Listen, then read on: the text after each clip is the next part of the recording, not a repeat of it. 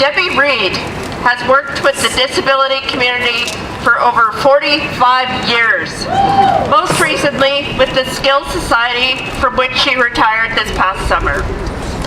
She was also one of the women from Edmonton to travel to the Women's March in Washington.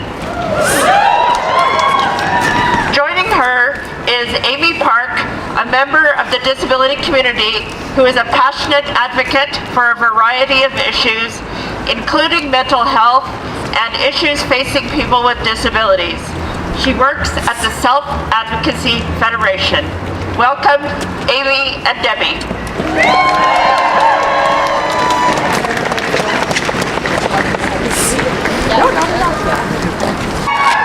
Amy would like me to say her remarks on her behalf.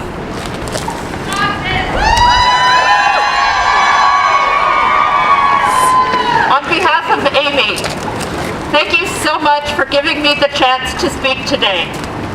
As a person with a disability, and more importantly, a human being, I subscribe to the idea that nothing should hold us back.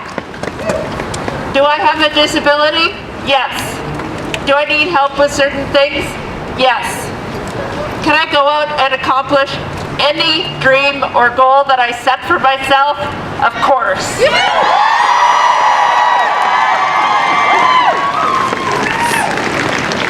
I think sometimes we, or society, makes us think we can't do things, or tries to make us believe that because we have a disability, or because we're a woman, or because we're gay, or for any other reason, it means we can't achieve our dreams.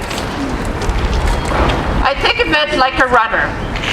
A runner sets a goal of running up a mountain trail.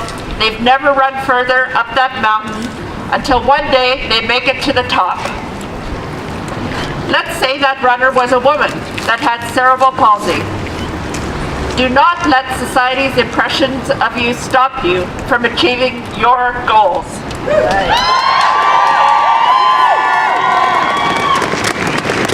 And don't let society's expectations prevent you from speaking out about things that matter. I love people that tell me I cannot do something. They challenge me. Honestly, don't ever tell me I can't climb Mount Everest, because the wheels will start turning in my head.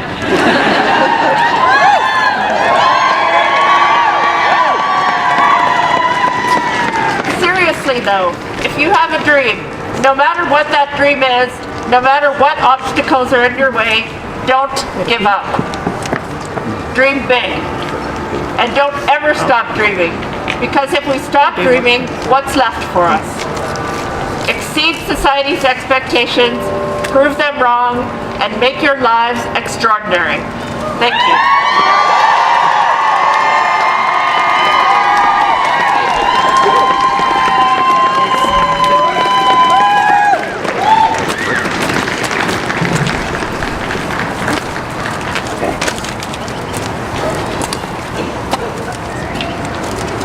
Hello. Nothing like a good winter rally, hey? I think we should be talking to our friends in Winnipeg and Saskatoon and Regina about a march on in June.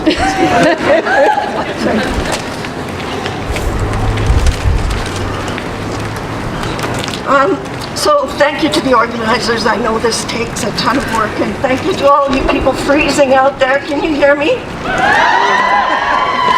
Okay, so I'm up here partly because I did go to Washington, and partly to represent people who have spent their careers working to support people with disabilities.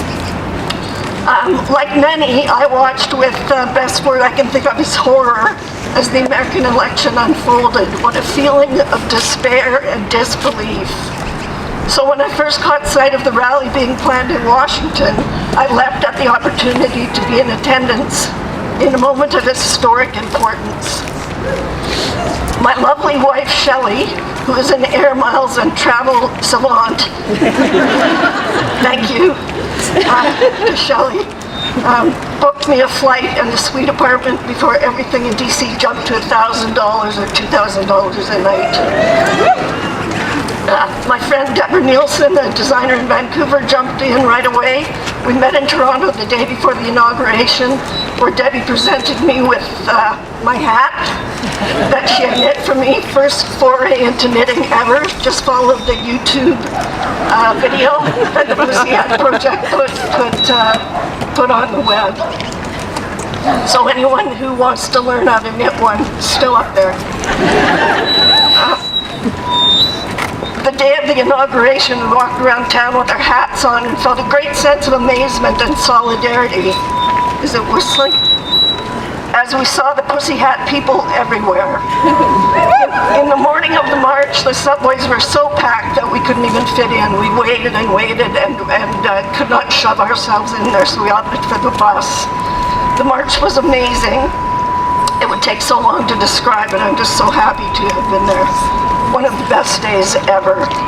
My friends Chris and Alma lent me the Canadian flag, and I wore it proudly as a cape to represent and show our support. People were grateful for that and surprised, I think, to see Canadians there.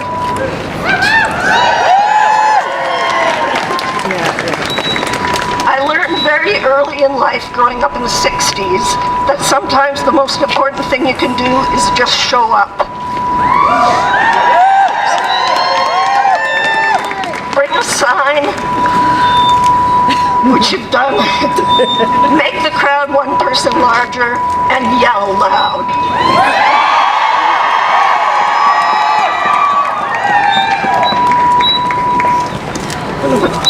As an ally in the disability rights movement, this early learning informed my work as I put my shoulder to the wheel of helping organize rallies and marches over the past 30 years, supporting the fights and needs for supports of people with disabilities.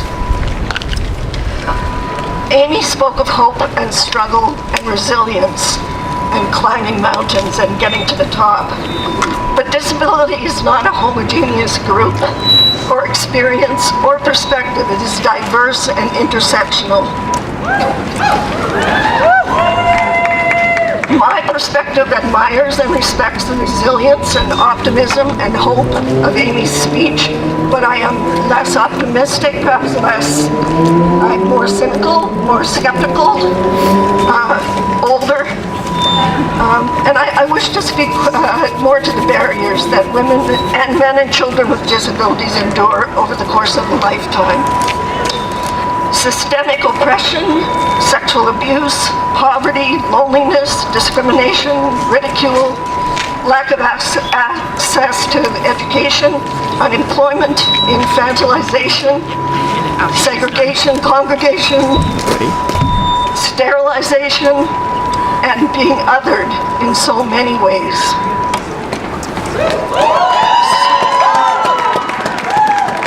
It is so important that we recognize these obstacles to reasonable lives, to having reasonable lives.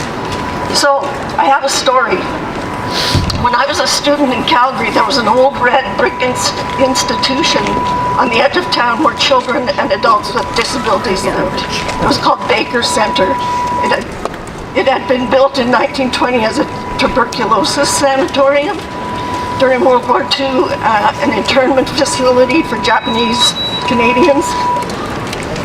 In 61, some rooms were converted to a house severely mentally disabled patients, and by 1974, just as I was a young student, the large institution housed adults and children with disabilities. Whoops. Thank you. The units where the children lived had names, and those names were X, Y, and Z. It was a terrifying place, and I think those letters spoke volumes about what it looked like in there and felt like in there, and what kind of hope there was for people. Anyway, it took until 1989, not so very long ago at all, for the buildings to be torn down. The land was converted into a beautiful park. And one day in the 90s, I was walking my dogs, and off in one of the far corners of the property, which had yet to be rehabilitated, I spotted something poking up out of the dirt. And I brought it today. It's a brick, a red brick that was what the institution was built out of. I'm wishing for a ledge here right now.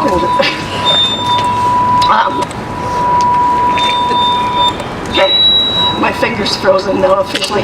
Knowing what that represented and being the collector of objects and artifacts that I am, I dug it up and took it home.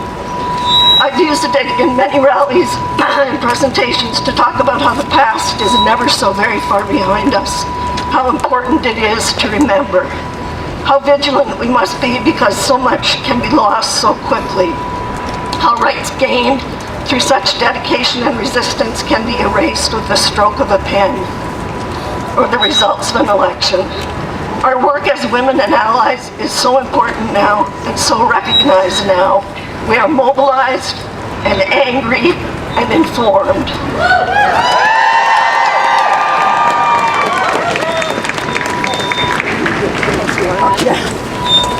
Keep your placards, keep following the stories, keep being the lovely and fierce warriors that you are.